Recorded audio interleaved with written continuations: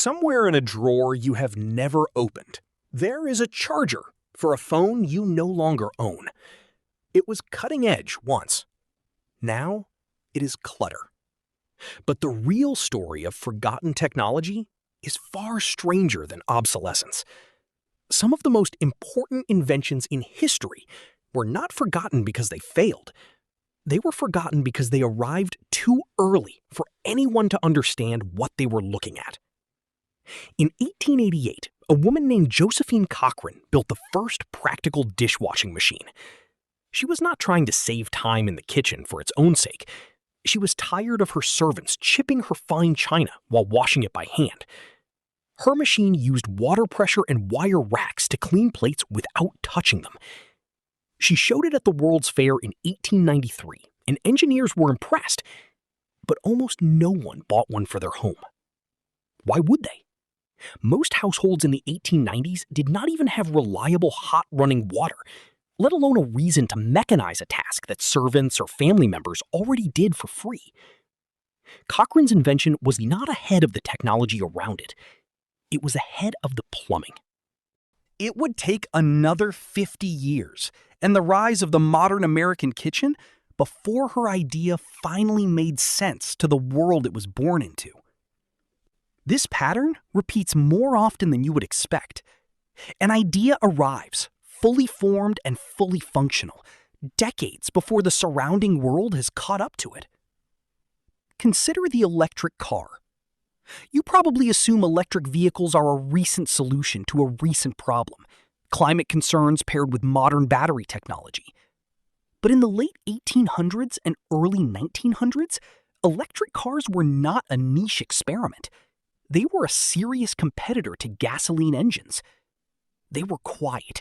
They did not need to be hand-cranked to start. They did not fill city streets with the smell of exhaust.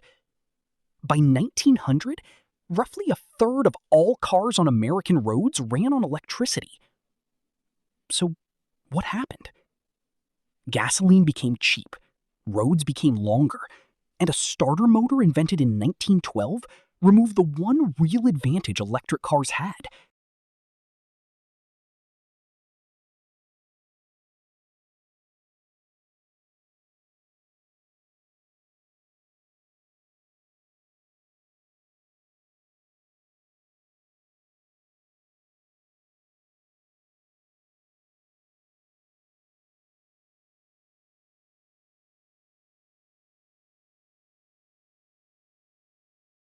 A historian studying early automotive markets, Guy's mom, has documented how close this outcome really was, and how differently a few small decisions about oil pricing and road construction could have turned out.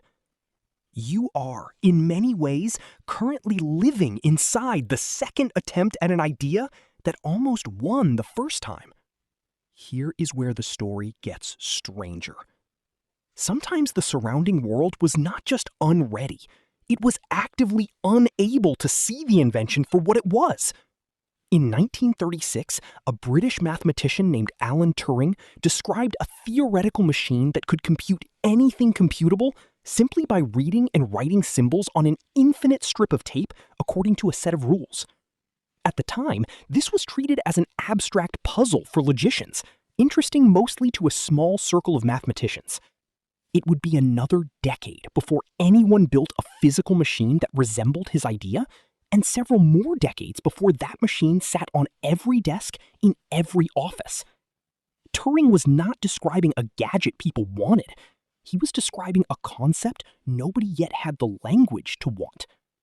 You are almost certainly reading this on a version of his idea right now. Think about what that means.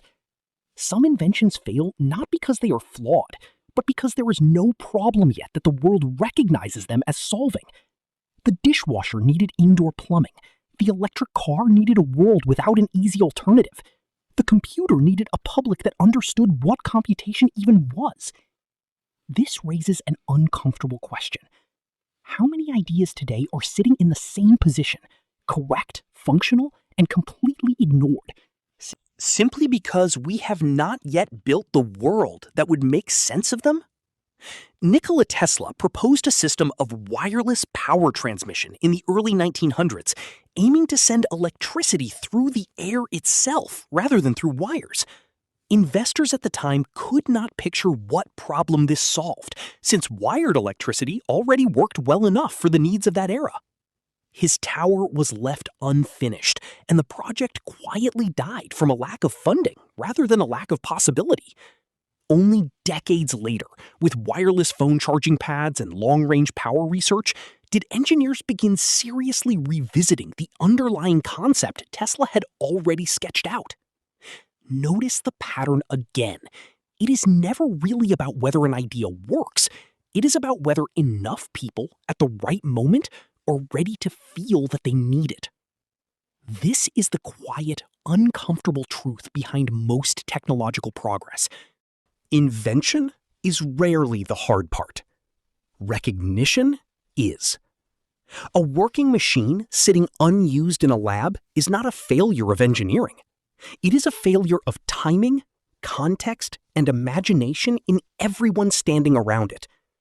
Cochrane's dishwasher, the early electric car, Turing's machine, Tesla's wireless tower, none of them were wrong.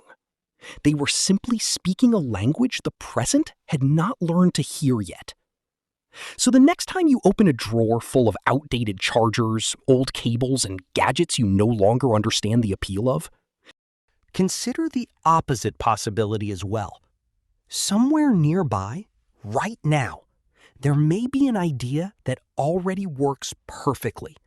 It is not waiting to be invented. It is waiting for you to finally be ready to see it. If you like this video, make sure you subscribe in order to get notification of the next video I will be uploading. Goodbye.